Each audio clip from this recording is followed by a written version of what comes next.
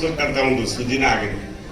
ಕಾರಣ ಅಂತಂದ್ರೆ 300 ವರ್ಷಗಳ ಹಿಂದೆ ಇಲ್ಲಿ ದೇವಸ್ಥಾನ ಇದ್ದಿದ್ದು, 300 ವರ್ಷಗಳ ಹಿಂದೆ ಈ ದೇವರ ಅಂತಕ್ಕಂಥದ್ದಾಗ್ಬೋದು, ಪೂಜೆ ಕಾರ್ಯಕ್ರಮಗಳಾಗ್ತಕ್ಕಂಥ ಒಂದು ಕಾರ್ಯಕ್ರಮ ನಡೀತಾ ಇತ್ತು.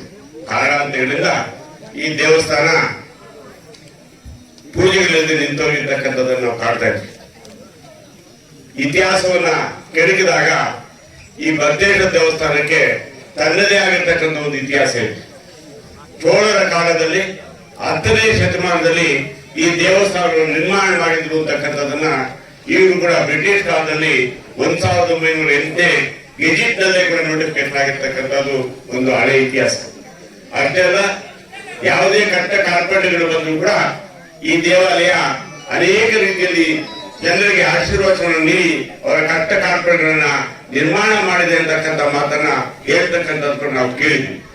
ಅದೇ ರೀತಿಯಲ್ಲಿ ಈ ಸಂದರ್ಭದಲ್ಲಿ ನಮ್ಮ ಪಾದರಾಜ ಮಠದ ಸುಧೀಂದ್ರ ಸ್ವಾಮೀಜಿ ಅವರು ನೆನೆಸ್ಕೊಳ್ತಕ್ಕಂಥದ್ದು ಒಂದು ಆದ್ಯ ಕರ್ತವ್ಯ ಆಗಿದೆ. ಯಾಕಂತಂದ್ರೆ ಅವರು ಬಂದು ಈ ಜಾಗವನ್ನು ನೋಡಿದಾಗ ಇಲ್ಲಿ ಯಾವುದೋ ಒಂದು ವೈಬ್ರೇಷನ್ ಪವರ್ ಇದೆ ಮತ್ತು ಯಾವುದೋ ಒಂದು ಶಕ್ತಿ ಇದೆ, ಈ ದೇವಸ್ಥಾನವನ್ನು ನಿರ್ಮಾಣ ಮಾಡಿ ಅಂತಕ್ಕಂಥ ಮಾತನ್ನು ಹೇಳಿ ಮೊದಲಿಗೆ ದೇಣಿಗೆಯನ್ನು ಕೊಟ್ಟಿರ್ತಕ್ಕಂಥ ಕೀರ್ತಿ ಕೂಡ ಪಾದರಾಜ ಮಠದ ಇತಿಹಾಸದಲ್ಲಿದೆ. ಯಾಕಂದ್ರೆ ದಾಸ ಸಾಹಿತ್ಯವನ್ನ ಹುಟ್ಟಿದ್ದೇ ಪಾದರಾಜ ಮಠ. ನಮ್ಗೆಲ್ಲ ಕೂಡ ಗೊತ್ತಿದೆ, ಮುಳಬಾಲ್ ತಾಲೂಕಿನಲ್ಲಿ ಅನೇಕ ಇತಿಹಾಸಗಳ ಕೊಡುಗೆಗಳನ್ನ ಕೊಟ್ಟಿರ್ತಕ್ಕಂಥ ಇತಿಹಾಸ ಇದೆ ಮುಳಬಾಲ್.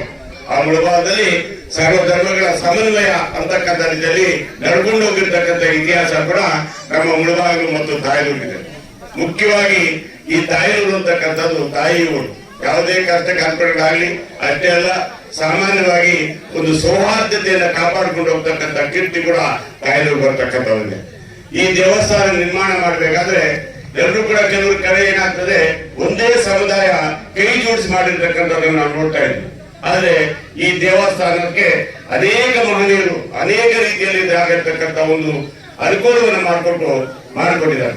ನಮ್ಮ KSRTCದಲ್ಲಿ DC ಆಗಿ ನಿವೃತ್ತಿ ಆಗಿರ್ತಕ್ಕಂಥ ಯಜ್ಞಪ್ಪನವರನ್ನ ಅವರು ಮತ್ತು ನಮ್ಮ ಸುಬ್ರಹ್ಮಣ್ಯಂ ಅವರು ನನ್ನನ್ನ ಮನೆಯಲ್ಲಿ ಭೇಟಿ ಮಾಡಿ, ಏನ್ ಸರ್ ಇದು ನಮ್ಮದು ಮನೆ ದೇವರು, ಈ ದೇವಸ್ಥಾನ ನಿರ್ಮಾಣ ಮಾಡಬೇಕಾಗಿದೆ, ತಾಯಿಗಳಲ್ಲಿ ನೀವು ನಮ್ಗೆ ಸಹಕಾರ ಕೊಡ್ಬೇಕು ಅಂತಕ್ಕಂಥ ನಾನು ಯಾಕೆ ಈ ಮಾತನ್ನು ಇಷ್ಟಪಡ್ತಿದ್ರೆ, ಈ ದೇವಸ್ಥಾನಕ್ಕೂ ನನಗೆ ಸಂಬಂಧ ಬಂದಿದ್ದು ಯಾವುದೇ ಅಂತಕ್ಕಂಥ ನಾನು ನಮ್ಮ ಸುಬ್ರಹ್ಮಣ್ಯಂ ಅವರು ಏನ್ ಮಾಡಿದ್ರು, ನೀನ್ ಇಲ್ಲಿ ಏನಾದ್ರೂ ಮಾಡಿ ನಮ್ಗೆ ಸಹಕಾರ ಕೊಡಿ ಸರ್, ನಿಮ್ಗೆಲ್ಲ ಸೌಕರ್ಯ ಮಾಡ್ಕೊಡ್ತೀವಿ ಅಂತಕ್ಕಂಥ ಮಾತನ್ನು ನಾನು ಕೂಡ ಒಬ್ಬ ಹಿಂದುಳಿದ ವರ್ಗದ ಪ್ರತಿನಿಧಿಯಾಗಿ ಒಂದು ಗಾಳಿಗೆ ಸಮುದಾಯಕ್ಕೆ ಸೇರಿರ್ತಕ್ಕಂಥವನಾಗಿದ್ರು ಕೂಡ ಅದೇನೋ ನನಗೂ ಗೊತ್ತಿಲ್ಲ, ಈ ದೇವಸ್ಥಾನಕ್ಕೂ ನಮಗೂ ಒಂದು ಒಳ್ಳೆಯ ನೆಂಟಾಯಿತು. ಅದರಿಂದ ದೇವಸ್ಥಾನವನ್ನ ಪ್ರಾರಂಭ ಮಾಡುವಾಗ ನಮ್ಮ ನಾಗೇಶ್ ಸಾಹೇಬರನ್ನ ಭೇಟಿ ಮಾಡಿದ್ರು.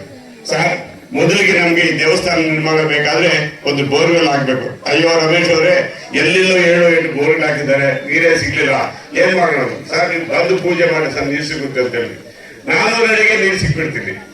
ಈಗ ಏನಾಗ್ತಾ ಇದೆ ಅಂದ್ರೆ, ಬರೀ ದೇವಸ್ಥಾನಕ್ಕೆ ನೀರಲ್ಲ, ತಾಯಲೂರಿನ ಒಂದು 3 ಬ್ಲಾಕ್ಗಳಿಗೆ ಈ ದೇವಸ್ಥಾನ ಈ ಕಡೆಯಿಂದ ಲೈನ್ ಹಾಕಿ ನೀರು ಕೊಟ್ಟಿರ್ತಕ್ಕಂಥದನ್ನ ನಾವು ಕಾಣ್ತಾ ಇದ್ದೀವಿ.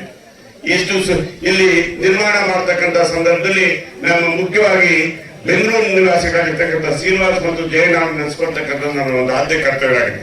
ಯಾಕಂದ್ರೆ ಒಂದು ಬೆನ್ನೆಲುಬಾಗಿ ಈ ದೇವಸ್ಥಾನ ಏನಾಗಲಿ ಮುಗಿಸ್ಬೇಕು ಅಂತಕ್ಕಂಥ ರೀತಿಯಲ್ಲಿ ಅವರು ಹೆಚ್ಚಿನ ಒಂದು ಶ್ರಮ ವಹಿಸಿದ್ದಾರೆ. ನಾವೆಲ್ಲ ಸಲಹೆ ಕೊಟ್ಟಿರ್ಬೋದು ಅಥವಾ ಸಹಕಾರ ಕೊಟ್ಟಿರ್ಬೋದು, ಆದ್ರೆ ಅದಕ್ಕೆ ಮುಖ್ಯವಾಗಿರ್ತಕ್ಕಂಥ ಕಾರ್ಯಕರ್ತರನ್ನು ನೆನೆಸ್ಕೊಳ್ತಕ್ಕಂಥ ನಮ್ಮ ಆದ್ಯ ಕರ್ತವ್ಯ ಆಗಿದೆ.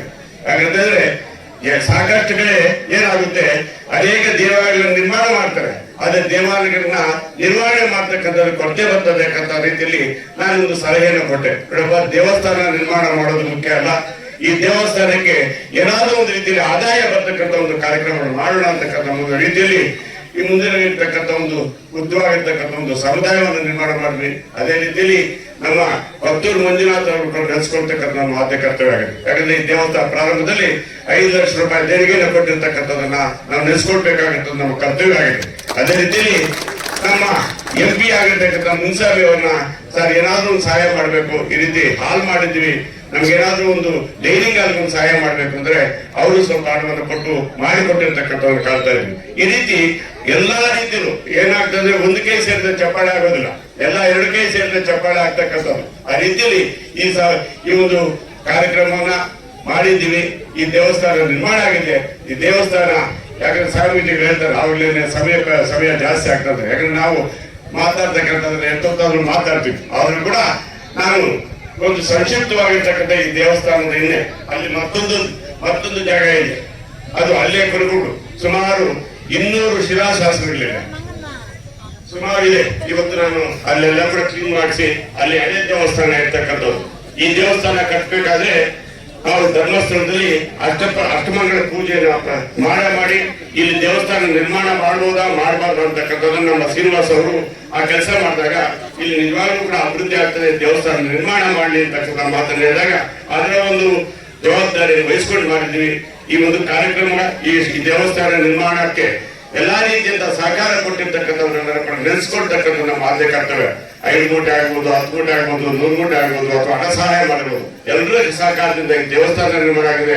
ಈ ದೇವಸ್ಥಾನವನ್ನ ನಿರ್ವಹಿಸಿಕೊಂಡು ಹೋಗ್ತಕ್ಕಂಥ ಜವಾಬ್ದಾರಿ ಸಮುದಾಯದವರು ಕೂಡ ಜವಾಬ್ದಾರಿ ತಗೋಬೇಕಾಗಿದೆ. ಕಾರಣ ಅಂತಂದ್ರೆ ಇಷ್ಟು ವಿಶಾಲವಾಗಿರ್ತಕ್ಕಂಥ ಜಾಗ. ಮೊನ್ನೆ ನಾಗೇಶ್ ಸಾಹೇಬರು ಹೇಳ್ತಕ್ಕಂಥದ್ದು ಏನಂದ್ರೆ ಸುಮಾರು ಈ ದೇವಸ್ಥಾನಕ್ಕೆ ಸೇರಿದ ಇನ್ನೂ ಎಷ್ಟು ಸಾಕಷ್ಟು ಜನ ಏನ್ ಮಾಡಿದ್ವಿ ಅಂದ್ರೆ ಇದು ಕಂಟೆ ಜಾಗ ಇರಬಾರ್ದು, ಯಾವುದೇ ರೀತಿಯಾದ ಒಂದು ಭೇದ ಭಾವ ಇರಬಾರದು ಅಂತಕ್ಕಂಥ ರೀತಿಯಲ್ಲಿ ಈ ಜಾಗವನ್ನ ಮತ್ತೆ ಮುಂದುಗಡೆ ಇರ್ತಕ್ಕಂಥ ಒಂದು ಜಾಗವನ್ನು ಮಾತ್ರ ಆಯ್ಕೆ ಮಾಡಿದ್ವಿ.